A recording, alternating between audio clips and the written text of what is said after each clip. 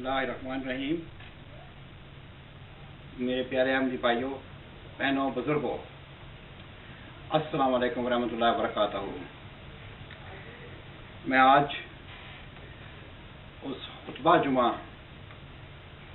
जो कि मिर्ज़ा मसरूर साहब ने 16 फरवरी 2007 में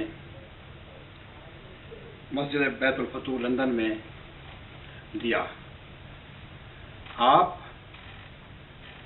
इस खुतबा जुमा में ये फरमाते हैं कि इस फसाद के ज़माना में जिसमें से आज दुनिया गुज़र रही है, अल्लाह ताला का हम अहमदियों पर किस कदर एहसान है कि उसने हमें हज़रत मसीह मौऊद अलैहिस्सलाम को मानने की तौफीक अता फरमाई। अल्लाह ताला के इस एहसान और इनाम का कभी भी बदला नहीं उतारा जा सकता, लेकिन अल्लाह ताला का ये भी एहसान है, एहसानों पर एहसान करता चला जाता है कि फसाद न करने वालों और उनकी इबादत करने वालों को मोहसिनीन में शुमार फरमा रहा है और उनकी दुआएं सुनने की तसल्ली फरमा रहा है। बस ये जो इतना बड़ा एजाज़ हमें मिल रहा है, ये कोई आम मोहसिनीन वाला एजाज़ नहीं, बल्कि वो लोग हैं जो हर वक्त अल्लाह ताला के खौफ की वजह से उसके अहकामात पर अमल करते हैं। आइए ये देखें कि मसीह मौऊद अलैहिस्सलाम को किन लोगों ने माना और किन लोगों ने उनका इनकार किया। मैंने पिछले चंद वीडियो में अंजुमन के बारे में बताया है। हज़रत मसीह मौऊद अलैहिस्सलाम ने खुदा ताला से अहकामात पाकर एक 14 रुकनी कमेटी अपनी वफात से पहले बनाई थी और उसके मुतल्लिक़ लिखा था कि ये अंजुमन खुदा के मुकर्रर करदा खलीफा की जानशीन है, इसलिए अंजुमन को दुनियादारी के रंगों से बिल्कुल बकुली पाक रहना होगा और उसके तमाम मामलात निहायत साफ और इंसाफ पर मुबनी होंगे। इस अंजुमन ने मसीह मौऊद अलैहिस्सलाम की ज़िंदगी में 2-2.5 साल काम किया। इसी अंजुमन ने मुत्तफ़िक़ा तौर पर हकीम नूरुद्दीन को अपना सरबराह मुकर्रर किया, जिन्होंने 6 साल जमात की क़यादत संभाली। लेकिन इनकी वफ़ात के फ़ौरन बाद कुछ मफाद परस्त लोग, जिनको ये अंजुमन एक आंख न भाती थी, उन्होंने इस अंजुमन के हिस्से बखरे कर दिए। इस अंजुमन के मेंबरान, जो कि मसीह मौऊद अलैहिस्सलाम के दरीना साथी थे, उनको अहमक, उनको मुनाफिक कहना शुरू कर दिया। ये मुनाफिक किसने कहा? ये उस शख्स ने जो अपनी खिलाफत के लिए रास्ता हमवार कर रहा था, यानी खलीफा सानी। खलीफा सानी ने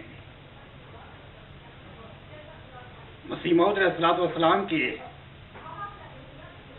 उन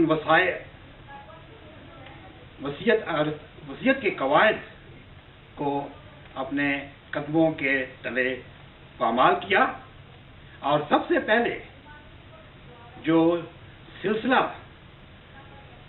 की बुनियाद पर फावड़ा चलाया था, वो इसी ख़ानदान ने ही चलाया था, जिसमें पेश मीर नासिर नवाब, उनके बेटे मीर इसहाक, डॉक्टर मीर मोहम्मद इस्माइल साहब का भी नाम आता है, लेकिन मुझे ज़्यादा उनके बारे में तफसीलात मालूम नहीं है, और मिर्ज़ा महमूद। ये अपनी एक अनोखी खिलाफत बनाने के ख्वाब देख रहे थे और इन्होंने एक ऐसी प्लानिंग की, ऐसी मुनज़्ज़म प्लानिंग की कि उन लोगों को जिन पर मसीह मौऊद अलैहिस्सलाम का पूरा एतमाद था, उनको बड़ी महारत से, बड़ी चालाकी से, बड़ी अयारी से उनको वहां से निकाल दिया। निकालने का यह मतलब نہیں کہ ان کو کہہ دیا کہ آپ نکل جائیں، ان کی بات نہ سنی۔ حالانکہ مسیح موعود السلام نے فرمایا تھا کہ میرے بعد سب مل جل کر کام کرو جب تک اللہ تعالیٰ کوئی آسمان سے روح القدس پا کر کوئی شخص نہ بھیج دے۔ تو ہم نے تو چند روز بھی انتظار نہیں کیا، ہم نے تو خلیفۃ المسیح اول کو دفنانے کا بھی انتظار نہیں کیا، اور ایک عجیب طریقے سے ایسے لوگوں کے ذریعے جن کی کوئی حیثیت نہیں تھی، وہ لوگ جو انصار اللہ پارٹی کے ممبران تھے، جن میں زیادہ تر تعلیم الاسلام ہائی اسکول کے لڑکے تھے، انہوں نے ایک شور مچا دیا کہ مرزا محمود خلیفہ بنیں گے۔ میں پوچھتا ہوں ان کے پاس کون سی اتھارٹی تھی؟ ان کو کس نے اختیار دیا تھا کہ مسیح موعود علیہ السلام کے ان احکامات کو توڑا جائے، وہ احکامات جو انہوں نے خدا تعالیٰ سے حکم پا کر دیے تھے؟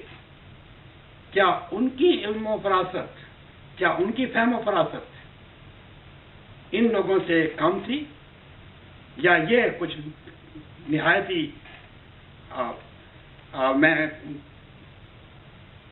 ہی تجربے کار لوگ تھے، نہایت ہی قابل اعتماد لوگ تھے جنہوں نے یہ جماعت کی قیادت سنبھالنی تھی؟